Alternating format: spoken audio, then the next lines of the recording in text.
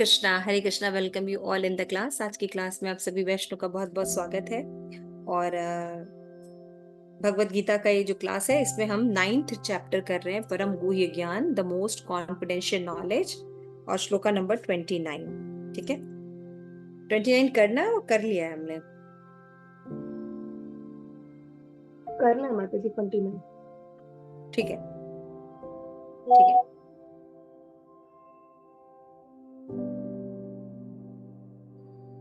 नमो विष्णुपादाय कृष्णप्रेष्ठाय भूतले श्रीमते भक्ति वेदांत स्वामिनिति नामिने। नमस्ते सारस्वते देवे गौरवाणी प्रचारिणे निर्विशेष शून्यवादी पाश्चात्य देशितारिणे। प्रेम से कहो जय श्री कृष्ण चैतन्य प्रभु नित्यानंद श्री अद्वैत गदाधर शिवासादि गौर भक्त वृंद। हरे कृष्ण कृष्ण कृष्ण हरे हरे, हरे राम राम राम हरे हरे। तो यहाँ पे जो भगवान का ये जो श्लोक है, तो मैंने आपको बताया था कि इस सेक्शन में आप देखिएगा 1 मिनट।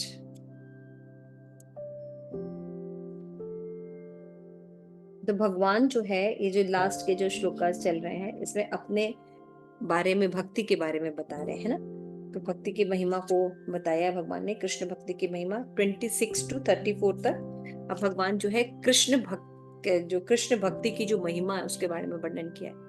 क्योंकि सभी नॉलेज में सबसे कॉन्फिडेंशियल नॉलेज ये है कि भगवान कृष्ण की प्रेममयी सेवा करना, ये जीवन का लक्ष्य है ना। ये मोस्ट कॉन्फिडेंशियल नॉलेज है।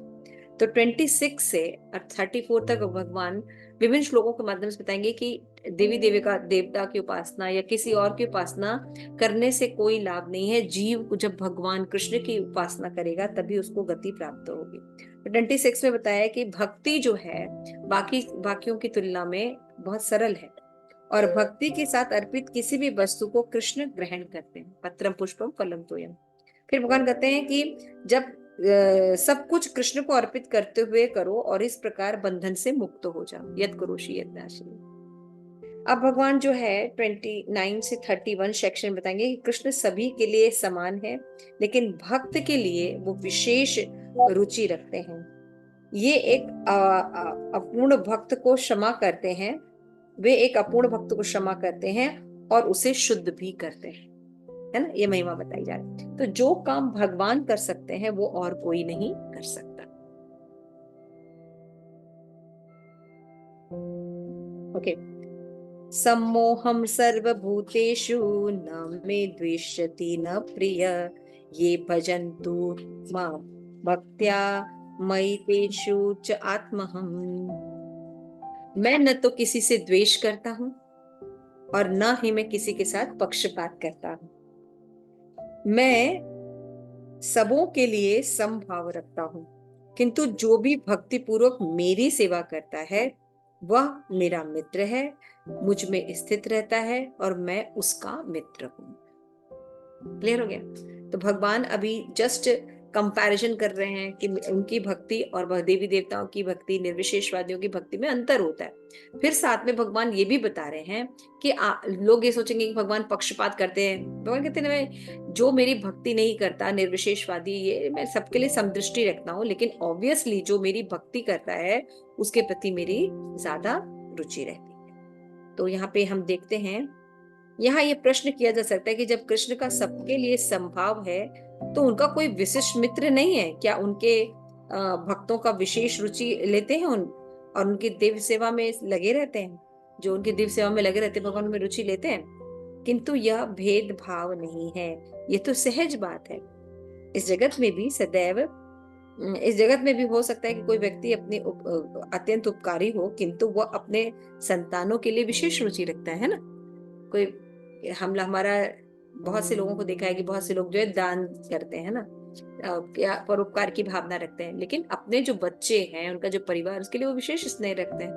बाकियों को भी वो करते हैं, उसी तरह भगवान करते हैं। उसी प्रकार से बद्ध जीवन के प्रसंग में भक्तों के लिए कर्म हो, सॉरी, इस जगत में हो सकता है कोई व्यक्ति उपकारी हो लेकिन संतान को विशेष। भगवान का कहना है कि प्रत्येक जीव चाहे वो जिस योनि में हो उनका पुत्र है। सबसे पहली चीज तो ये चीज समझनी चाहिए, है ना।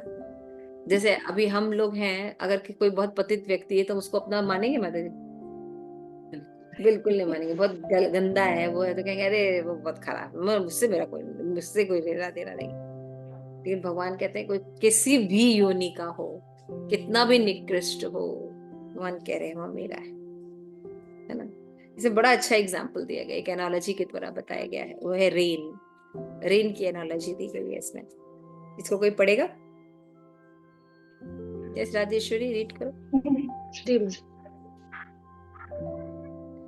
वे उस बादल के सदृश है जो सबों के ऊपर जलवृष्टि करता है, चाहे वह वृष्टि चट्टान पर हो या स्थल पर या जल में हो। किंतु भगवान अपने भक्तों का विशेष ध्यान रखते हैं। ऐसे ही भक्तों का यहाँ उल्लेख हुआ है। वे सदैव कृष्ण भावनामृत में रहते हैं, फलतः वे निरंतर कृष्ण में लीन रहते हैं। कृष्ण भावनामृत शब्द ही बताता है कि जो लोग ऐसे भावनामृत में रहते हैं वे सजीव आध्यात्मवादी हैं और उन्हीं में स्थित हैं। भगवान यहाँ स्पष्ट रूप से कहते हैं मई ते, अर्थात वे मुझ में है, फलतः भी उनमें है। इससे हम की भी व्याख्या हो जाती है। जो भी मेरी शरण में आता है उसकी मैं उसी रूप में रखवाली करता हूँ। यह दिव्य आदान प्रदान भाव विद्यमान रहता है, क्योंकि भक्त तथा भगवान दोनों सचेतन है। जब हीरे को सोने की अंगूठी में जड़ दिया जाता है तो वह अत्यंत सुंदर लगता है। इससे सोने की महिमा बढ़ती है, किंतु साथ ही हीरे की भी महिमा बढ़ती है। भगवान तथा जीव निरंतर चमकते रहते हैं, और जब कोई जीव भगवान की सेवा में प्रवृत्त होता है तो वह सोने की भांति दिखता है। भगवान हीरे के समान है, अतः यह संयोग अत्युत्तम होता है। शुद्ध अवस्था में जीव भक्त कहलाते हैं। परमेश्वर अपने भक्तों के भी भक्त बन जाते हैं। यदि भगवान तथा भक्त में आदान प्रदान का भाव न रहे तो सगुणवादी दर्शन ही ना रहे। मायावादी दर्शन में परमेश्वर तथा जीव के मध्य ऐसा आदान प्रदान का भाव नहीं मिलता, किंतु सगुणवादी दर्शन में ऐसा होता है।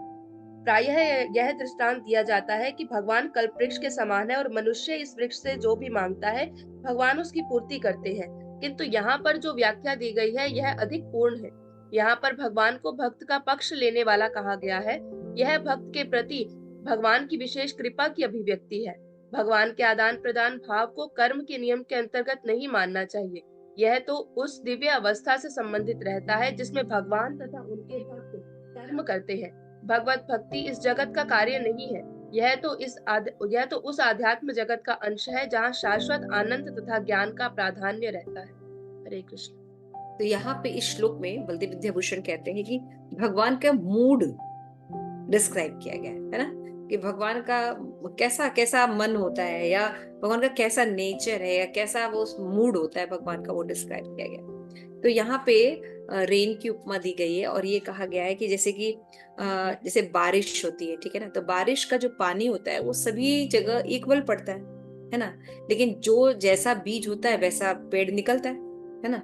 कि करेला का पेड़ है तो क्या निकलेगा? करेला निकलेगा। और आम का बीज है तो आम निकलेगा। तो एक कड़वा और एक मीठा और एक तीखा, तो क्या इसमें रेन की गलती है? वर्षा की गलती है? नहीं, वो तो सामान्य रूप से सबसे पड़ा था ना। लेकिन उसकी अपनी प्रकृति जैसी होती है वैसा वो पल्लवित होता है। क्लियर हो रहा है ना? तो भगवान सब पर समदृष्टि रखते हैं। भगवान असुरों पर भी समदृष्टि रखते हैं, देवताओं पर भी समदृष्टि रखते हैं। लेकिन उनका ऑब्वियस सी बात है कि जब भक्त जो है, जो दिन भर उनकी भक्ति करते हैं, उनमें रमे रहते हैं, तो भगवान उनका विशेष ध्यान रखते हैं, है ना। लेकिन इसका ये मतलब नहीं कि भगवान भक्तों के लिए सब कुछ करते हैं, बाकियों को नहीं करते। ऐसा नहीं करते भगवान। भगवान सबके लिए समदृष्टि। तो ये जो थॉट है, अगर ये हम ठीक से समझें तो क्या समझ सकते हैं कि जीवन के हमारे सुख दुख को भी हम समझ सकेंगे कि अगर दुख आया है तो यानी इसका ये मतलब नहीं है कि भगवान हमें देखना छोड़ दिए हैं, हमारे ऊपर दया नहीं कर रहे हैं, या गुरु की कृपा नहीं है। ऐसा नहीं है।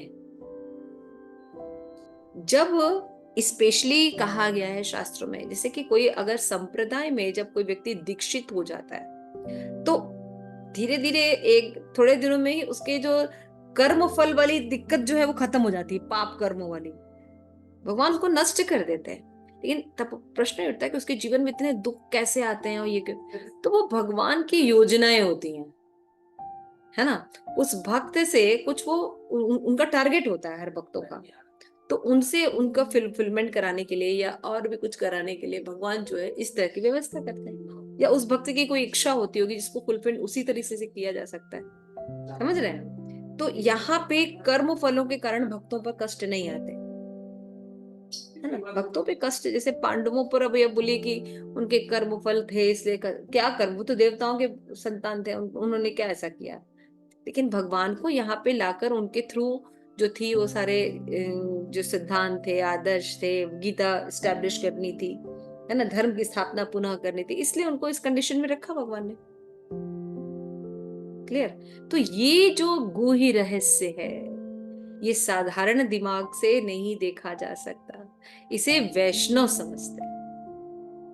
अगर ये समझ में आ जाए भगवान का मूड, कि भगवान समदृष्टि रहते हैं, है ना, हमारे सुख दुख से, सुख हमको दुखी करके भगवान को क्या आनंद मिलने वाला है ना। तो ये सब चीजें जो हैं, अगर हम ये भगवान का मूड समझ लें, स्पेशली हमेशा ना ये रेन वाला एग्जाम्पल याद रखें, कि जो वर्षा होती है, तो वर्षा ने बारिश जब होती है सभी जगह जल जाता है, सभी बीजों पे जल जल जाता है, इक्वली डिस्ट्रीब्यूट होता है ना। लेकिन जिसका करेला है वो करेला निकलता है, बिटर टेस्ट देता है, मिर्ची है तो तीखा टेस्ट देता है, लेकिन आम है वो मीठा टेस्ट देता है। तो इसमें वर्षा की कोई गलती नहीं होती है, उस बीज की अपनी होती है। तो लिविंग एंटिटी जिसे बताते हैं, Krishna nourish everyone equally. Baladeva Vidyabhushana explain the lord's mood describe in the first half of this verse as the mood of super soul, the Paramatma, sending forth and maintaining all kind of being among the demigods, animals, non-moving creatures, so on. I, the Lord of all, I am equal. I am just like a cloud pouring the rain, all kind of seed. Among all this creation, none are my enemy, none especially dear to me. तो मतलब ठीक है, समझ में आ रहा है कि भगवान कह रहे हैं कि भाई कोई मेरा शत्रु नहीं है ना। मेरे सम्मोहम सर्वभूतेषु न द्वेष्यति न प्रिय। लेकिन फिर भगवान सेकेंड लाइन में क्या कहते हैं, ये भजती माँ भक्त्या। है ना। तो इसका मतलब ये होता है कि भाई क्यों भगवान ये कह रहे हैं कि मान लो कोई व्यक्ति भक्ति करता है तब भी सेम रिजल्ट मिलता है, भगवान के प्रति अपराध करता है तो भी सेम रिजल्ट मिलता है। तो व्यक्ति क्या कह सकता है कि अरे चाहे अपराध करो चाहे भगवान की भक्ति करो सेम ही रिजल्ट मिलता है, तो क्यों नहीं हम पाप करें। तो यहाँ भगवान डिफरेंट करते हैं सेकेंड लाइन में भगवान कह रहे हैं कि however confirm Krishna partially to this devotee in the feature of भगवान। देखो वहां परमात्मा की बात कर रहे हैं भगवान, कि एज अ परमात्मा, जैसे विष्णु के रूप में जब भगवान एक्सपेंशन करते हैं तो इक्वली सबको डिस्ट्रीब्यूट करते हैं, वो भगवान पक्षपात नहीं करते हैं, सबको रेन देंगे, सबको सूरज की रोशनी देंगे, सबको ऑक्सीजन देंगे, समझ रहे हो।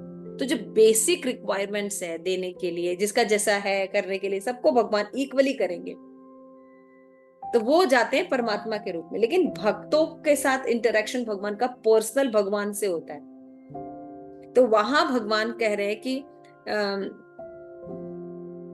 अभी भगवान ने श्लोक में कहा है कि 1 मिनट, ये भजन्तु मां भक्त्या मयि ये तेषु च आत्महम्, मयि तेषु अपि अहम्।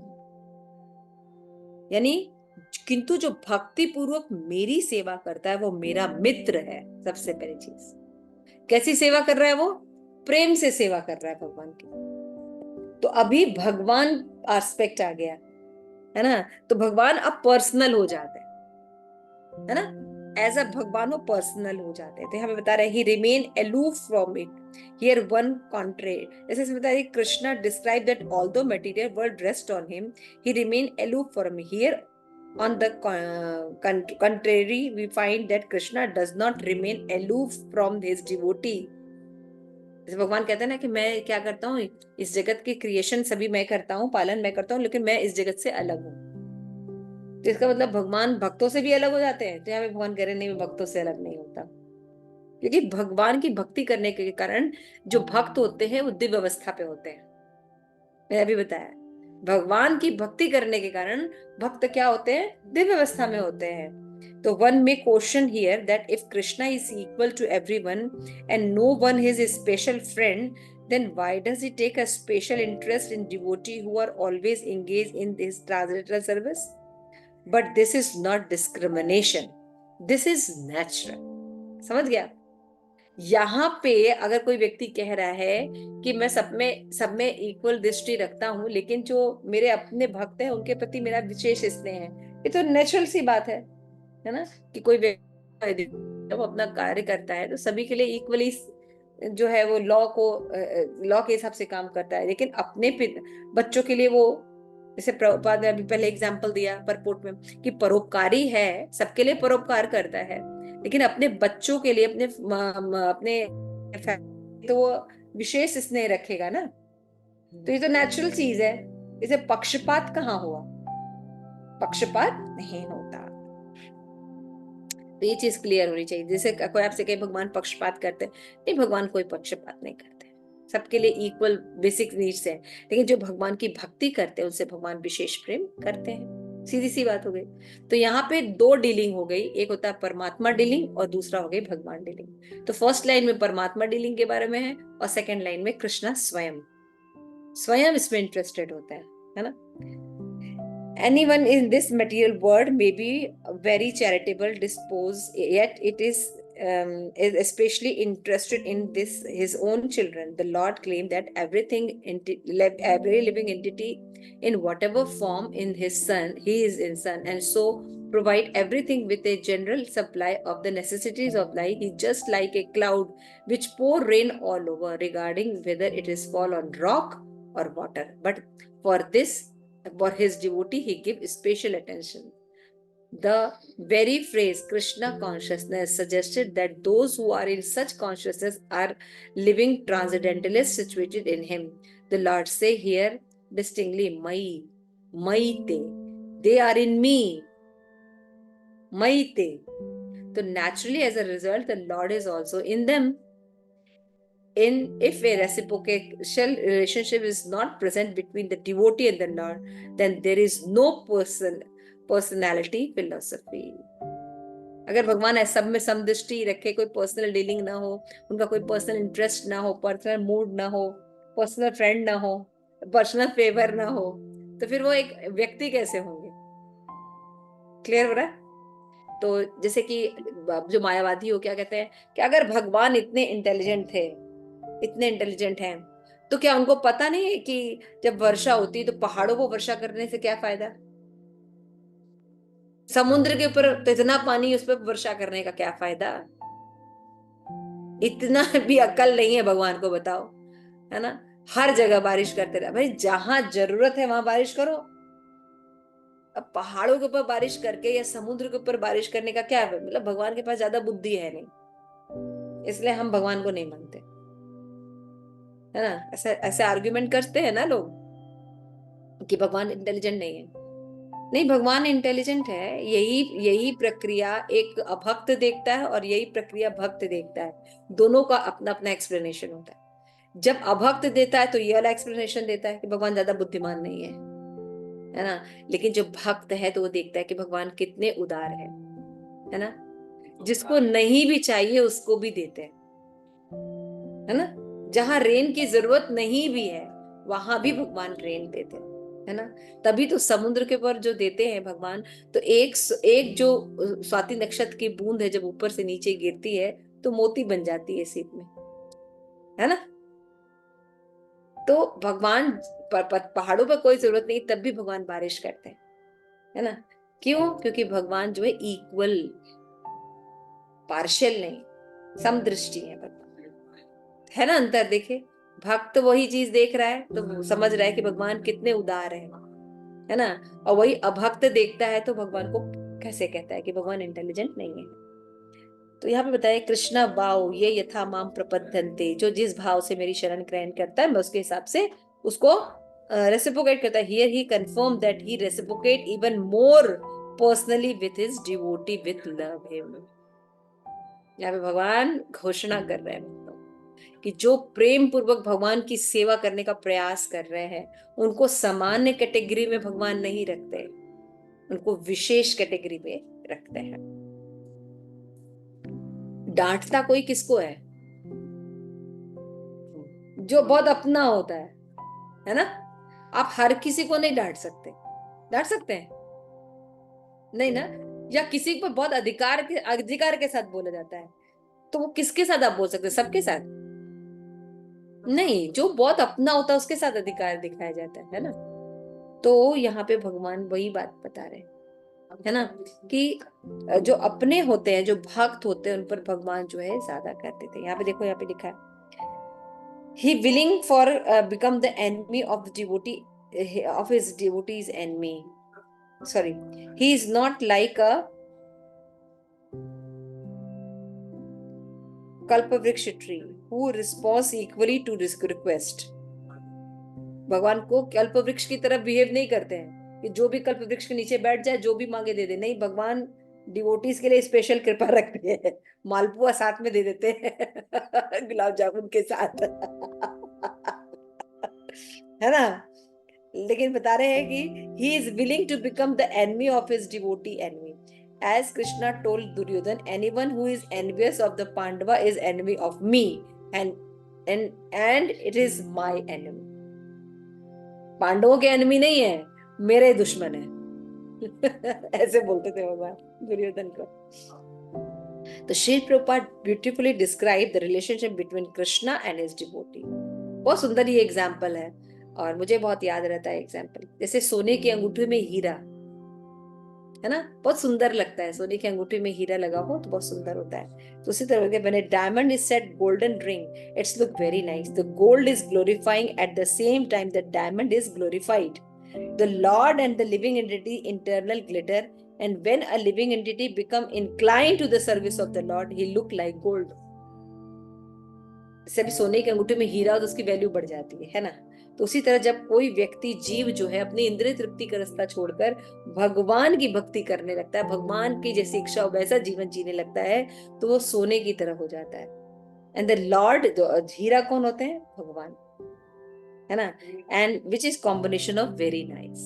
सुंदर लगता है ना सोने की अंगूठी पे हीरा? अच्छा ही लगता होगा मेरे पास तो कोई अंगूठी नहीं है मुझे कोई अंगूठी दिला तो यार बड़ा अच्छा, मुझे ये कॉम्बिनेशन मुझे हमेशा याद रहता है। जैसे मैंने कोई सोने की अंगूठी बहुत सुंदर सुंदर देखती हूँ, उसमें बहुत अच्छे अच्छे हीरे लगे होते हैं, तो मुझे ये एग्जाम्पल हमेशा याद आता है कि जैसे भगवान जो है हीरे की तरह है, और भगवान के संरक्षण में रहकर जो व्यक्ति है लिविंग एंटिटी, वो सोने के समान खिल जाता है और उसकी जो वैल्यू है वो बढ़ जाती है ना? तो दो कंपैरिजन बहुत अच्छा है, एक तो रेन का और दूसरा ये सोने की अंगूठी example. Krishna personally maintain and care of devotee even if the devotee were to perform a heinous act. Krishna would nevertheless protect and purified him. ठीक है ना? कि भक्त जो है बहुत कभी कभी फॉल डाउन हो जाता है, ये हो जाता है, लेकिन भगवान उसको कभी नहीं छोड़ते। भगवान सदैव उसका ध्यान रखते हैं। तो इस तरह से जब भगवान घोषणा कर रहे हैं तो कौन भगवान के साथ एनवियस होना चाहता है और कौन भगवान का भक्त बनना चाहेगा?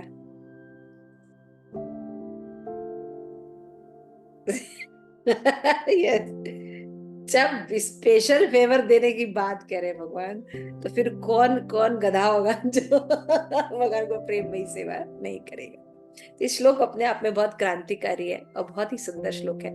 एक बार श्लोक का फिर से पढ़ लेते हैं। और ये तत्वतः ज्ञान है भगवान के पास। This is mood of Krishna.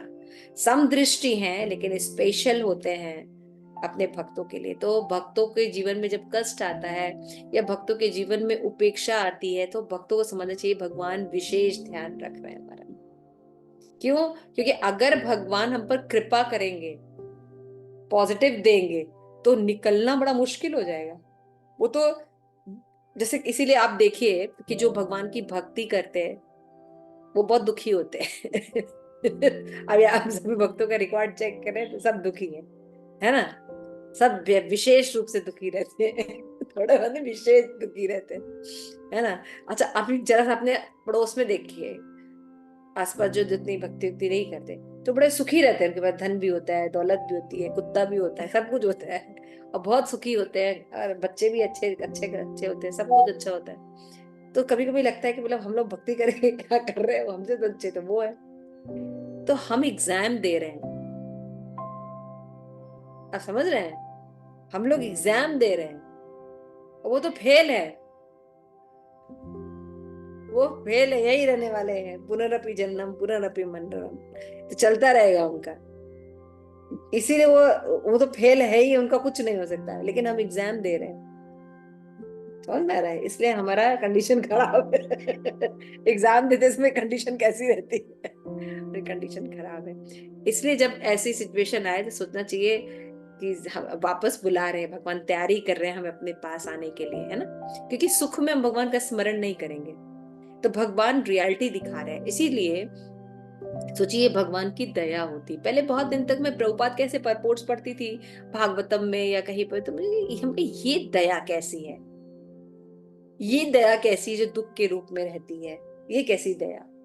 तब क्या हुआ कि मेरे जीवन में अचानक बहुत सुख आ गया, और मुझे मुझे घबराहट और टेंशन होने लगी, और मुझे समझ में आया कि दुख होना कितना जरूरी है।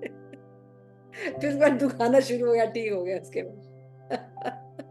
तो ये रियलाइजेशन हुआ कि सच में दुख होना बहुत जरूरी। तो इसलिए देखिए, जैसे हम कोई रिलेशन में होते हैं, किसी भी रिलेशन में होते हैं, तो वहां हम एक ऐसे व्यक्ति को ढूंढते हैं जो हमसे विशेष लव करता हो, हमारी केयर करता हो, आर्टिफिशियल ना हो, है ना, और वो हीरो की तरह हो बिल्कुल, है ना, सब चीज से हमें बचा के लेके चला जाए, चांद तारे भी तोड़ के ले आए। तो कौन तोड़ सकता है। सत्यभामा को जो अपराजिता जो फूल था वो कौन लाके दिया, शाहरुख खान या आमिर खान, कृष्ण। या और क्या, कृष्ण लाके दिए ना। तो एक्चुअली आप देखिए, हम किसी भी रिलेशन में अगर कोई शाश्वतता ढूंढ रहे हैं, प्रेम ढूंढ रहे हैं, एक्चुअली हम कृष्ण को ढूंढ रहे हैं। लेकिन क्या है, इस जगत में हमें किसी ने ना कृष्ण का नॉलेज दिया नहीं, किसी ने भी हमें, किसी भी यूनिवर्सिटी में या माँ बाप ने हमें कृष्ण के बारे में नहीं बताया, है ना। इसलिए क्या होता है कि हम जब हर व्यक्ति से धोखा खाते हैं, हम ढूंढ किस कृष्ण को रहे हैं, लेकिन गलत जगह ढूंढ रहे हैं। हम जीव में, लिविंग एंटिटी में भगवान को कर रहे हैं, है ना। जीव जीव जीव रहता है, भगवान भगवान होते हैं। तो एक्चुअल में आप भगवान को ढूंढ रहे हैं, इसीलिए आप कभी भी सेटिस्फाइड नहीं होंगे किसी भी रिलेशन में। वो सेटिस्फेक्शन आपको, वो लव आपको केवल कृष्ण से मिल सकता है। इसलिए अपना जो पार्टनर है, फर्स्ट पार्टनर को होने चाहिए, कृष्ण होने चाहिए। तो भगवान, जब हम किसी में, हमारा जब मन अटैच्ड होता है, आसक्ति जब घुसती है, चाहे बच्चों में चाहे उसमें, तो भगवान वहां पे दुख बोध कराते हैं उससे, ताकि हम अपनी ओरिजिनल अवस्था जो कृष्ण प्रेम है उसमें बने रहे। तो सोचिए, कृपा हुई ना भगवान की, हाँ, नरसिंह सरस्वती कृपा है ना, सच में है कि नहीं। यस माता जी, बहुत है, सोचिए, बहुत है। अगर ये दुख न रहे तो हमेशा खुश होना चाहिए कि Krishna is working on me. अगर ये दुख नहीं है, तब आप सोचिए कि आप फेल हैं। जैसे पड़ोसी फेल है, वैसे आप भी फेल हैं, आप पर कोई वर्क वर्क हो नहीं रहा है। लेकिन जब पत्थर को तराशा जाता है तो हथौड़ी पड़ती है, समझ में आया। तो when you are in great trouble, और सोचना चाहिए, अरे बोल, तैयारी हो रही है हमारी, कुछ हो रहा है हमारा। हम भी शायद हरिदास ठाकुर का अगर सुने रहेंगे प्रणय प्रणय काल, तो हम लोग अभी कुछ हो सकता है। क्लियर हो रहा है। तो इट इज वेरी इंपॉर्टेंट, ये सब चीजें, यही गुह्य ज्ञान है। भगवान बता रहे हैं, फर्स्ट फर्स्ट में भगवान परमात्मा के रूप में बता रहे हैं कि मैं इक्वल रहता हूँ, सबके साथ इक्वल सब कुछ रखता हूँ। लेकिन सेकंड में भगवान भगवान के रूप में बता रहे हैं कि एज अ भगवान मैं क्या करता हूँ, जो मेरे डिवोटी है, जो मुझसे प्रेम करते हैं, उनसे मैं विशेष रिलेशन रखता हूँ। क्यों? क्योंकि अभी वो मेरे हैं, इसलिए इसीलिए वो दुर्योधन से कहते थे कि दुश्मनी तुम पांडवों की दुश्मनी नहीं हो, मेरे दुश्मन। हरे कृष्णा। ठीक है ना? तो कितना अच्छा लगता होगा ना जब भगवान कहते हैं कि तुम मेरे दुश्मन हो दुर्योधन। तुम पांडवों के नहीं, मेरे दुश्मन हो, तुम मुझसे दुश्मन पंगे ले रहे हो। तो ये सब चीजें जो रेसिप्लिकेशन है मुझे बहुत अच्छा लगा। तो ये श्लोक बहुत अच्छा है। इसके बाद का जो श्लोक है, ये 30 श्लोक, ये अगेन एक बहुत स्टोन, क्या बोलते, माइल स्टोन है। तो इसमें भगवान देखे कितना प्रेम करते हैं और कितनी इंतहा तक अपने डिवोटी को प्रेम करते हैं, इसे बताएगा। अपि चेतसु दुराचारो भजते माम अनन्य भाग साधु एव स मंतव्यम सम्यक व्यवस्थित ही सह। कि यदि कोई जघन्य से जघन्य कर्म करता है किंतु ये मेरी भक्ति में लगा रहता है तो उसे साधु मानना चाहिए, क्योंकि वह अपने संकल्प में अडिग रहता है। ठीक है ना? भगवान क्या कह रहे हैं, मेरा जो भक्त है, हो सकता है अपने पुराने कर्मों के कारण उसको ने कुछ जघन्य कार्य कर लिया हो, है ना, कुछ गलत कार्य कर दिया हो, कोई पाप कर रहा हो, लेकिन आपको उसको साधु मानना चाहिए, है ना, क्योंकि वो भगवान की भक्ति पूरी ईमानदारी से कर रहा है, लेकिन वो अपनी बुरी आदतों को छोड़ नहीं पा रहा है। तो यहाँ पे आप उसको भगवान का भक्त मानिए। यहाँ तक भगवान डिक्लेयर कर रहे हैं। कोई करेगा ऐसा, है ना? हमें पता लग जाए बस कि हमारा बेटा जो है वो क्रिमिनल है, हम उसका रिलेशन ही खत्म कर देंगे, है ना? कोई गलत काम कर दे, देखो बच्चे, तो हम लोग कोई इससे रिलेशन नहीं रखें। भगवान क्या कह रहे हैं कि जघन्य से जघन्य काम कर रहे, तो बाकियों को भी कह रहे कि आप भी वैसी दृष्टि मत रखिए, है ना? तो इसीलिए जैसे कई लोग जो होते हैं क्रिटिसाइज करते हैं, क्या क्रिटिसाइज करते हैं, जैसे मान लीजिए रामायण है, महाभारत है, तो इसमें जैसे मान लीजिए दुर्योधन को क्रिटिसाइज करेंगे, रावण को क्रिटिसाइज करेंगे, कैकेयी को क्रिटिसाइज करेंगे, है ना? तो हमें ये समझना होगा कि ये भगवान की लीलाओं में है और ये पार्षद है भगवान के। रावण भी जय विजय था, है ना? एक ड्रामा के लिए आए हैं, भगवान की लीला के लिए आए हैं, तो कोई नेगेटिव रोल प्ले कर रहा है, कोई पॉजिटिव रोल प्ले कर रहा है, लेकिन वो हमसे दिव्य स्थिति पर है, वो हमें केवल लेसन देने आए। तो उनके लिए हमें कोई रॉन्ग फीलिंग नहीं होनी चाहिए, बल्कि हमें अपने अंदर देखना चाहिए कि हमारे अंदर जो रावण फीलिंग है, हमारे अंदर जो दुर्योधन फीलिंग है, उसको ठीक करना है, समझ रहे हैं? राधा देन बाहर इम्पोज करने के लिए, जैसे जब वो बहुत पढ़े लिखे होते हैं, जैसे हम लोग मेरी तरह ज्यादा पढ़े लिखे होते हैं, तो ऐसे लोगों को अगर आप सीधे बोलिए कि तुम्हारे अंदर ये है, तुम्हारे अंदर मिथ्या अहंकार है, तुम अपने आप को ये समझ रहे हो, वो समझ रहे हो, तो हम भक्ति करेंगे नहीं। तो हमें कैसे समझा जाता है, कहानी बताई जाती है ना? रावण की कहानी बताई जाती है, तो उसमें फिर हम कहेंगे अरे ये काम तो हम भी कर रहे हैं, राम के बिना हम भी तो भोगने की कोशिश कर रहे हैं, तो हम भी रावण हो गए। समझ में आता है, तब समझ में आता है। तो भगवान हमारे जैसे इंटेलिजेंट मूर्ख के लिए ड्रामा करते हैं, है ना, कि हम समझ सके, क्योंकि डायरेक्ट बोलेंगे तो हम तो वैसे ही बिद के रहते हैं, हम लोग वैसे ही बिद के रहते हैं, वैसे ही और बिदक जाएंगे। तो यहाँ पे देखिए कितना सुंदर भाव भगवान बता रहे हैं कि कोई भगवान का भक्त होता है तो भगवान उसको कह रहे हैं कि अगर जघन्य से जघन्य कार्य को कर रहा है, लेकिन जानते हो ना बेचारे का क्या करोगे। जैसे कि क्या होता है, जैसे साइकोलॉजिस्ट होते हैं, है ना, साइकोलॉजिस्ट में क्या होता है, जो अलग अलग बैड हैबिट्स के कारण लोग करते हैं। जैसे एक हैबिट होती है कि उसमें क्या होता है कि व्यक्ति को ना चोरी करने की आदत होती है, उसकी नीड नहीं होती है चोरी, कि चोरी करके कुछ कोई कोई अपनी फुलफिलमेंट कर रहा है, चोरी करनी आदत होती है उसकी। तो क्या कहता है, कहीं भी जाएगा, बड़े अमीर अमीर लोगों के अंदर ये चोरी की आदत, कहीं भी जाएंगे तो कोई चीज उठा के रख लेंगे, ऐसे हैबिट होती है उनकी।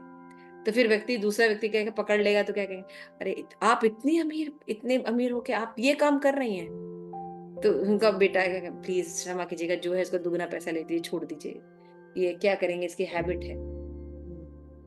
तो फिर अब जब ये बताएंगे कि किसी की हैबिट है, इसके कारण इसने ऐसा कर दिया, तो क्या आ जाएगा, हम दया करते हैं ना उसके ऊपर, ऐसा होता है ना, साइकोलॉजिकल कारण, है ना। शराब पिया है और अपना गया, कार से गया और एक्सीडेंट कर दिया, क्या करेगा, बेचारे की गर्लफ्रेंड छोड़ दी थी ना बेचारे की, तो उसी वियोग में उसने जो है वो पी लिया था, पी के ठोक दिया है, तो कृपया आप हमें क्षमा कर दीजिए। तो हम कहेंगे जाने दो, बेचारा खुद ही अधमरा है, छोड़ दो, है ना, ऐसे करते हैं ना। इसी टाइप से भगवान यहाँ पे समझा रहे हैं, कितना पक्ष ले रहे हैं अपने भक्तों का, कि अभी वो जो गलत कार्य कर रहा है ना, जघन्य से जघन्य बोल रहा है, गलत कार्य वो जो कर रहा है वो पुरानी हैबिट के कारण कर रहा है। आप उसको साधु मानिए, लेकिन उसको छोड़ दीजिए, क्योंकि अब हम उसको देख लेंगे क्योंकि मेरे डिपार्टमेंट में आ चुका है। देखिए भगवान कितने मतलब बोल रहे हैं। इस श्लोक का सुदाचार शब्द अत्यंत महत्वपूर्ण है, अतः हमें ये ठीक से समझना चाहिए। जब मनुष्य बद्ध होता है तो दो प्रकार के कर्म होते हैं, प्रथम और द्वितीय। प्रथम बद्ध और दूसरा स्वभाव की। जिस प्रकार शरीर की रक्षा करना या समाज और राज के नियम का पालन करने के लिए तरह तरह के कर्म करने होते हैं, उसी तरह बद्ध जीवन के प्रसंग में भी भक्तों के लिए कर्म होते हैं जो बद्ध होते हैं। इसके अतिरिक्त जो जीव अपने आध्यात्मिक स्वभाव में पूर्णतः भिन्न रहता है और कृष्ण भावनामृत में लगा रहता है, उसके लिए भी कर्म होते हैं जो दिव्य कहलाते हैं। ठीक है ना, मतलब एक स्वभाव की कर्म होता है और एक शारीरिक कर्म होता है। ऐसे कार्य उसकी स्वाभाविक स्थिति में संपन्न होते हैं और शास्त्रीय दृष्टि से भक्ति कहलाते हैं। तो बद्ध अवस्था में कभी कभी भक्ति तथा शरीर की सेवा एक दूसरे से समानांतर चलती है, किंतु पुनः कभी कभी एक दूसरे के विपरीत हो जाती है। जहां तक संभव होता है भक्त सतर्क रहता है, वैसा कार्य न करे जिससे अनुकूल स्थिति भंग हो जाए। यह जानना चाहिए कि उसकी कर्म सिद्धि उसकी कृष्ण भावना की अनुभूति की प्रगति के निर्भर करती है, किंतु कभी कभी देखा जाता है कृष्ण भावना मृत व्यक्ति समाज या राजनीतिक दृष्टि से निंदनीय कार्य कर बैठता है ना, किंतु इस प्रकार के क्षणिक पतन से वो अयोग नहीं हो जाता। क्षणिक पतन से अयोग नहीं हो जाता, ये याद रखना चाहिए। श्रीमद् भागवतम में कि यदि कोई व्यक्ति पतित हो जाए किंतु यदि भगवान के दिव्य में लगा रहता है तो हृदय में वास भगवान उसको शुद्ध कर देते। तो उसका यहाँ पे कौन से भक्त की बात की जा रही है? जो भक्ति में लगा ही हुआ है, लेकिन बीच में कुछ कुछ उसको गलत करने की आदत, बस वो आदत गलती कर रहा है। क्लियर हो रहा है ना, मतलब वो भक्त नहीं जो इंटेंशनली गलती ही है और गलती ही करता है, वो भक्त तो पहले है ही नहीं। लेकिन यहाँ पे भक्त की बात कीजिए कि भगवान का ट्रूली वो भक्ति कर रहा है, लेकिन बीच में कुछ कारणवश उसके ऐसा हो गया।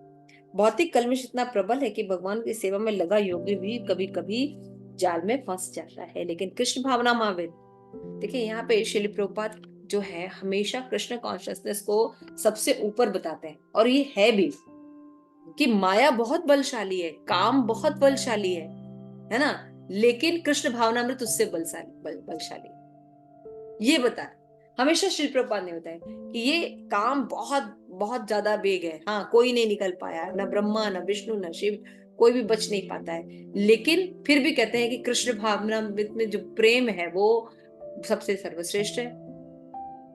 तो इससे बताने से क्या मिलता है? बल मिलता है कि माया से निकला जा सकता है।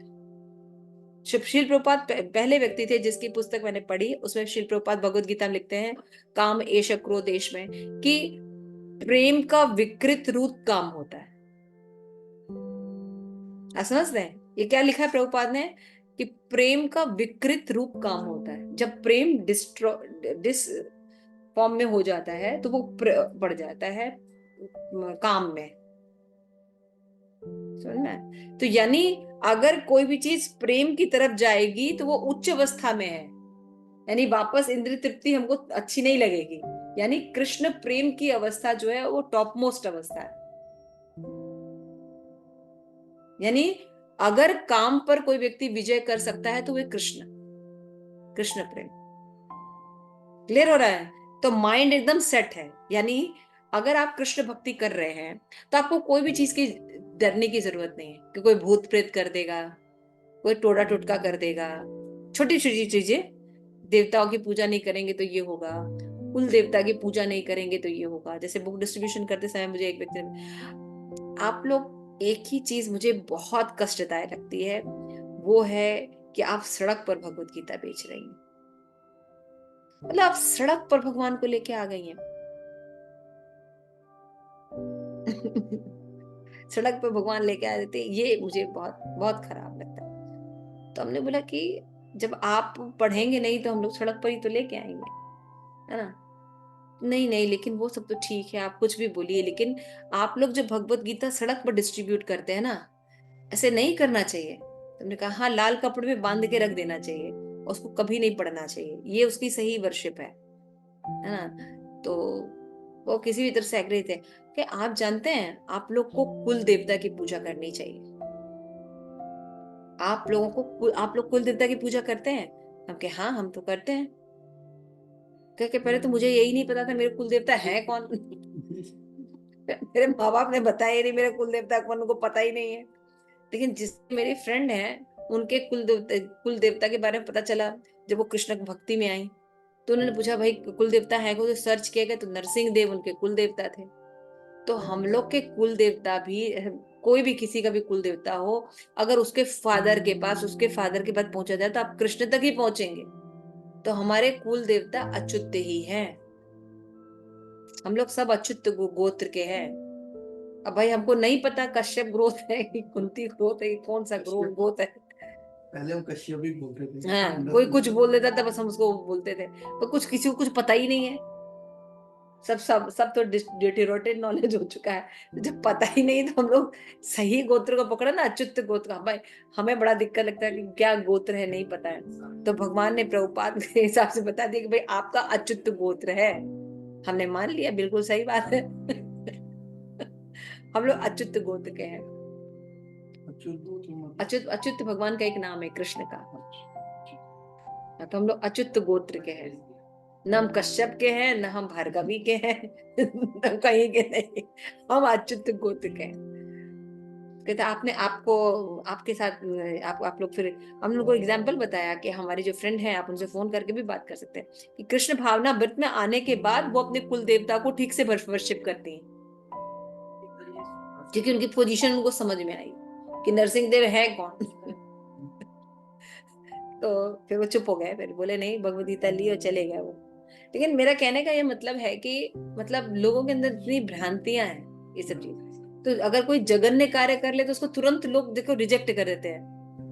भक्ति में यदि कोई थोड़ा सा सुन भी लेता है, भले झूठी भी खबर सुन ले, लोग उसको छोड़ देते हैं ना, नजरों से गिर जाता है वो व्यक्ति, फिर समाज में प्रतिष्ठित नहीं होता। लेकिन भगवान क्या कह रहे हैं?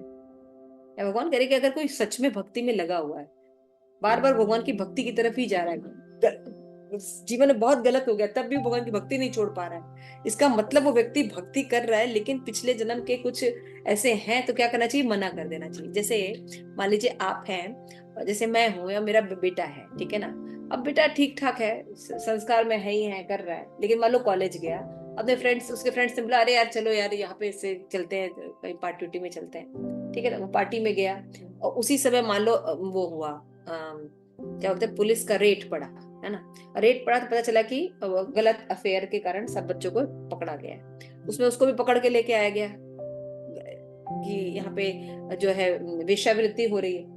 उनके साथ जो लड़के पकड़े गए हैं वो भी ऐसे ही हैं, ड्रग एडिक्ट हैं और माफिया में जाते हैं और ड्रग्स को सेल करते हैं। तो उसमें मेरा बेटा भी पकड़ा गया।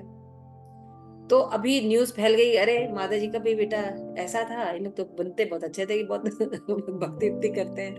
तो हम अपने जो रिकॉर्ड चेक कराएंगे ना अपने इंस्पेक्टर से, जो इंस्पेक्टर होगा, जो पुलिस वाला, उसको क्या बोलेंगे कि नहीं ये ऐसा नहीं है, ये भक्ति करता है, ऐसा है, इसका आप रिकॉर्ड चेक करिए, एक सिगरेट तक तो पीता नहीं है, वो अफीम गांजा क्या बेचेगा। और वो ऐसे एक चक्कर में पड़ गया, उसके फ्रेंड ने बोला, वो वहां चला गया था, है ना।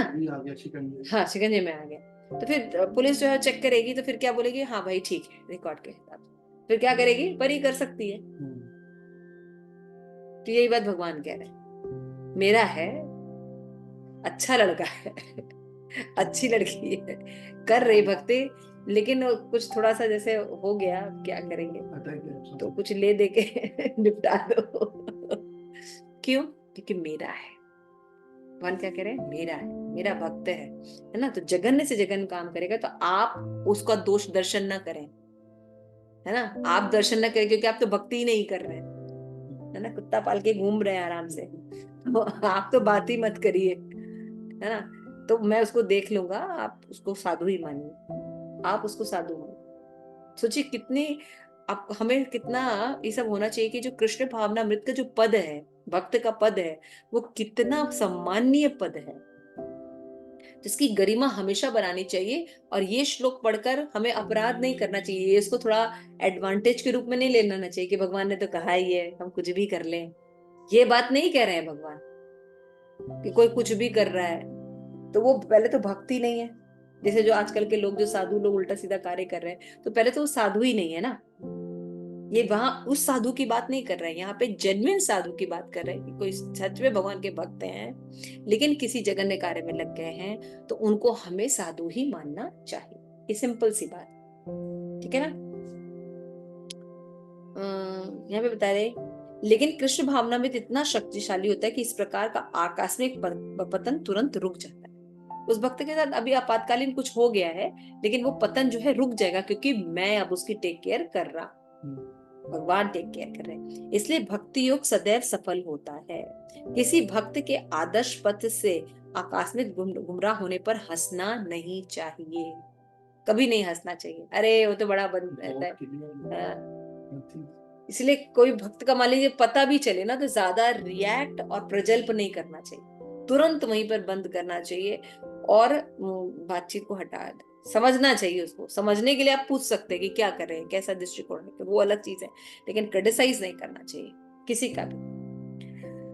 जैसा कि श्लोक में, अगले श्लोक में बताया गया है, जो ही भक्त कृष्ण भावना मृत में पूर्णतः स्थित हो जाता है, पतन जो है वो रुक जाता है। अतः जो व्यक्ति कृष्ण भावना में स्थित है और अनंत भाव से हरे कृष्णा कृष्ण कृष्णा हरे हरे, हरे राम राम राम का जप करता है, उसे दिव्य स्थिति में आसीन समझना चाहिए, भले भी दैवाश उसका पतन हो चुका हो। साधु रेव अत्यंत प्रभावात्मक है। ये अभक्तों को सावधान करते हैं कि आकस्मिक पतन के कारण भक्त का उपहास नहीं किया जाना चाहिए, तब उसे साधु ही मानना चाहिए। मंतव्य शब्द इसमें भी अधिक बलशाली है। यदि कोई इस नियम को नहीं मानता और भक्त पर उसके पतन के कारण हंसता है, तो भगवान के आदेश की अवज्ञा करता है। भक्त की एकमात्र योग्यता यह है कि वह अविचल तथा अनन्य भाव से भक्ति में तत्पर रहे। किस भक्त की बात की जा रही है? जो अविचल भक्ति कर रहा है, गलत भी हो गया है फिर भी वो भक्ति नहीं छोड़ पा रहा है, तो उसकी बात की जा रही है यहाँ पे। नरसिंह पुराण में बोला है, भगवती च हरा अनन्य चेतता मृग मृष मालिनो अपि विराजते मनुष्य, न ही शशि कलुष छवि कदाचित तिमिर परा भवा तामुपैति चंद्र। बहुत सुंदर एग्जाम्पल है चंद्रमा का। क्या चंद्रमा का एग्जाम्पल है कि यदि भगवत भक्ति में तत्पर व्यक्ति कभी घृणित कार्य करता है, तो इन कार्यों को उस धब्बों की तरह जाना चाहिए, जैसे चांद में धब्बे होते हैं, खरगोश के चांद में धब्बे होते हैं ना, इन धब्बों से चांदनी विस्तार में बांधा आती है नहीं ना। चांदनी तो हम सब लेते ही है, पोषण होता ही है, सब कुछ हो ही रहा है ना, तो धब्बों का उतना हम ध्यान नहीं देते, उसको अवॉइड कर देते हैं, है ना। इसी तरह साधु पथ में भक्त का आकस्मिक पतन उसे निंदनीय नहीं बनाता। समझ में आ रहा है? तो साधु, क्योंकि ये पथ बहुत मुश्किल है, ये कोई साधारण पथ नहीं। कृष्ण भावना में साधारण भक्त है, कितना मुश्किल है, बहुत मुश्किल है इसमें रहना, टिकना, भक्ति करना, इतना आसान नहीं है ना। तो कोई करता है तो उसको, उसके लिए प्रार्थना करनी चाहिए। पतन हो जाता है, कोई बात नहीं, चलो चलो कोई बात नहीं, हो जाएगा, तो तुरंत उसको उठा के भगवत भक्ति में स्थिर कर देना चाहिए। लेकिन ये किस भक्त की बात हो रही है? जो सिंसियर होते हैं। ये उन भक्तों की बात नहीं होती जो इंटेंशनली इसको लेकर फिर वो फायदा उठाते हैं, उन भक्तों की बात नहीं है। वो तो भक्ति नहीं है तो फिर बात ही नहीं है ना।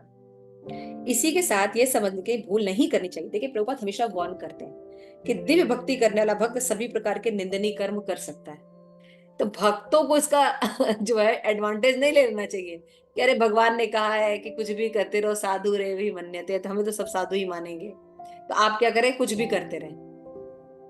नहीं, भक्तों को कभी निंदनीय कर्म नहीं करना चाहिए। इस श्लोक में केवल इसका उल्लेख कि भौतिक संबंधों की प्रबलता के कारण कोई दुर्घटना हो जाती है।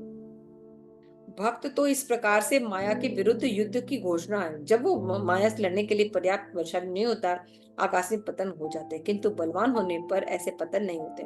कहा मनुष्य को इस श्लोक का दुरुपयोग करते हुए अशोभनीय कर्म नहीं करना चाहिए। भक्तों को ऐसा नहीं कि छूट दे दी गई, कुछ भी करते रहो। इतने पर भी वो भक्त बना रह सकता है। यदि वो भक्त के द्वारा अपना चरित्र नहीं सुधार लेता भक्ति के द्वारा, तो उसे उच्च कोटि का भक्त नहीं मानना चाहिए।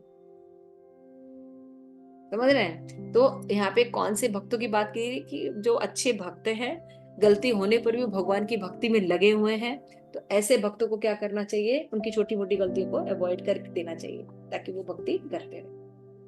ठीक है, तो ये 29 श्लोक है और ये बहुत इंपॉर्टेंट श्लोक है। कृष्णा इज सॉरी, यहाँ पे बताया गया है कि the power of devotee determination to bhakti exclusively cause Krishna to uplift and protect him even if they have accept improperly. Shri प्रपात purport confirm this. प्रपात ने अपने इस purport में उसको confirm किया है। Thus, a devotee should not commit sin thinking I am the devotee and therefore I can act according to my whims. ये हमेशा ध्यान रखने। तब भी बताया जाए, thus Krishna world glorify the strength of bhakti and reveal his partial toward his unalloyed devotee. Still the question may be raised, how can a person who is sudurachara being as saintly? तभी question बना रहता है कि भैया अगर कोई व्यक्ति सुदुराचार है तो वो भक्त कैसे है? इसका जवाब भगवान आगे ही देंगे कि क्यों उसको साधु मानना चाहिए। तो भगवान कहते हैं, क्षिप्रम भवति धर्मात्मा शाश्वत शांति निगच्छति कौन्ते प्रति जाना ही न मे भक्त प्रणश्यति। तुम उसको क्यों साधु मानो? क्योंकि वो धर्मात्मा तुरंत धर्मात्मा बन जाएगा। क्यों? क्योंकि मेरी भक्ति में लगा हुआ है। समझ आ रहा है? तो भगवान शुद्ध है और उनके संपर्क में कोई व्यक्ति आता है तो वो भी शुद्ध हो जाता है। तो क्योंकि उसका एक गुण क्या है कि वो सदैव भगवान की भक्ति में लगा हुआ है, गलत करने पर भी तो वो तुरंत धर्मात्मा बन जाएगा। भगवान बोल रहे हैं स्थायी शांति को भी प्राप्त करेगा। हे कुंती पुत्र, निडर होकर घोषणा कर दो कि मेरे भक्त का कभी नाश नहीं।